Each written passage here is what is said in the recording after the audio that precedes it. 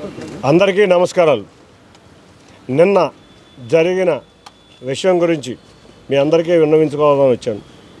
నిన్న నాని గారు, మా నాయకుడు నారా చంద్రబాబు నాయుడు గారు మా కుటుంబంలో చిచ్చు పెట్టారని మాట్లాడటం జరిగింది. ఎన్ని రోజులు నేను ఈ కుటుంబ విషయాలు, పార్టీ విషయాలు కలపకూడదని ఏ రోజు మీ ముందు మాట్లాడలేదు. నిజంగా మా కుటుంబంలో సమస్యలు ఎప్పటి నుంచో ఉన్నాయి. ఏమిటంటే మీరు చూశారు, అసలు చిచ్చు పెట్టింది ఎవరా అనేది మీ అందరికీ తెలుసు.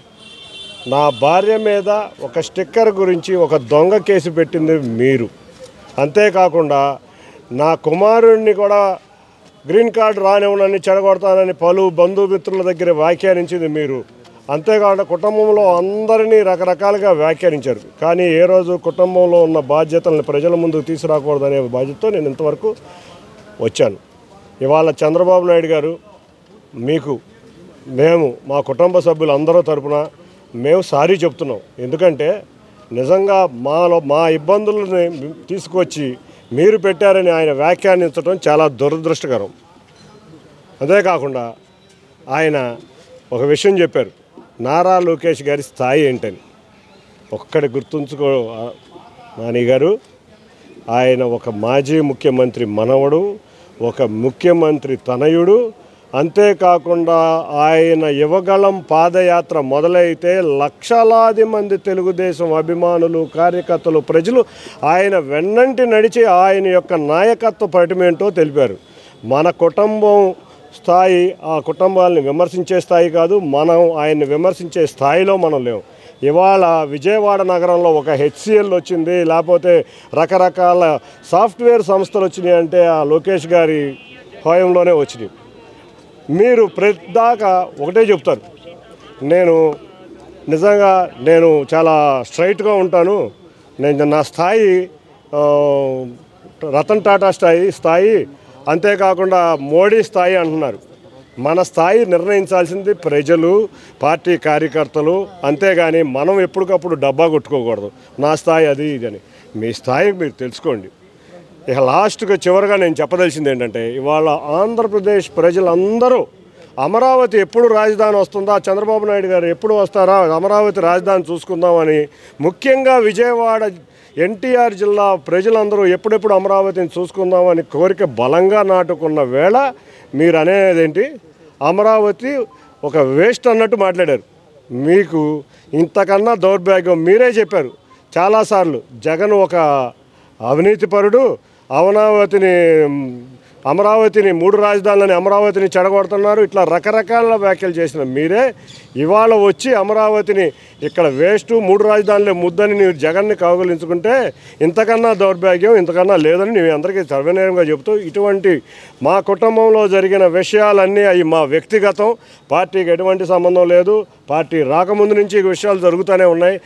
నేను ఏదో సేవా కార్యక్రమాలు చేద్దాం, కరోనా తర్వాత రాష్ట్రం ఇబ్బందుల్లో ఉంది, ప్రజలు ఇబ్బందుల్లో ఉన్నారు, చంద్రబాబు నాయుడు గారు ముఖ్యమంత్రిగా కూడా లేరు, విపత్కర సమయాల్లో చంద్రబాబు నాయుడు గారు యువతకు అసలు ఉద్యోగాలు లేవు అని నేను ప్రజలకు సేవ చేద్దాం, ఎంతో కొంత నేను సంపాదించిన దాంట్లో ఎంతో కొంత ప్రజల సేవా కార్యక్రమంలో నిమగ్నమై వచ్చానని చెప్తున్నా. ఏ రోజు నేను ఎంపీ కింద ఉంచుంటానని అనలేదు, ఏ రోజు మీతో గొడవ ఉందని అనలేదు.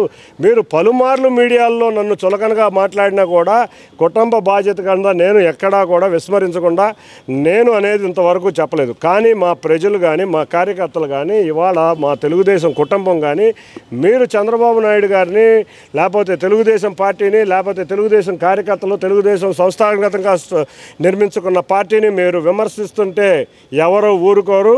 మీకు హెచ్చరిస్తున్నాను, తప్పక దీనికి శాస్తి అనుభవిస్తారు. ఇప్పటికైనా ఇటువంటి వ్యాఖ్యలు చేయరాదని మీ అందరి ముందు విన్నవించుకుంటున్నాను.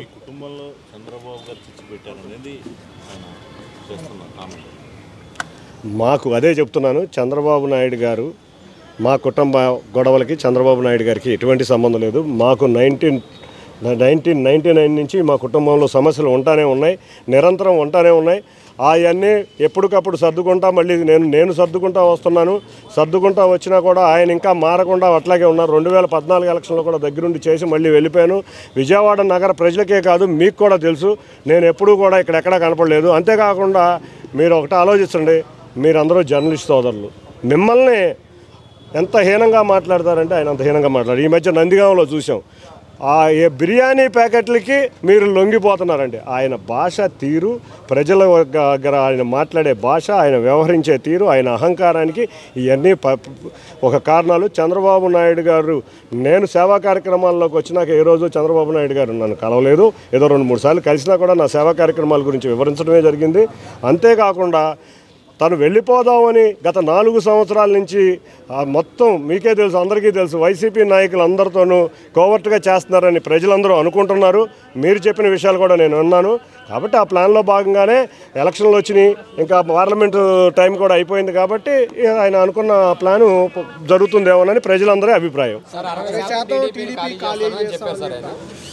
ఏమండి, మహామహులు వెళ్ళిపోయిన రోజే టీడీపీ ఖాళీ అవ్వలేదు. టీడీపీ తెలుగుదేశం పసుపు కుటుంబం చాలా ఎన్ని కష్టాలు ఎదురైనా, ఎన్ని ఎదుర్కొన్నా మీరు చూశారు. 2019 నుంచి ఎన్నో కేసులు జరిగినాయి, ఎన్నో దాడులు జరిగినాయి, ఎంతోమందిని హత్యలు చేశారు. అయినా కూడా కార్యకర్తలు పార్టీని ముందుండి నడిచి పార్టీని నిలబెట్టారు. ఇటువంటి వాళ్ళు వచ్చినా పోయినా ఎవరైనా, అంటే నేనంటే ఆయన అని కాదు, ఎటువంటి వ్యాఖ్యానాలు చేసే వ్యక్తులు ఎవరికైనా తగిన శాస్తి జరుగుద్ది. ఇక అడ్రస్ లేకుండా వెళ్ళిపోతారు.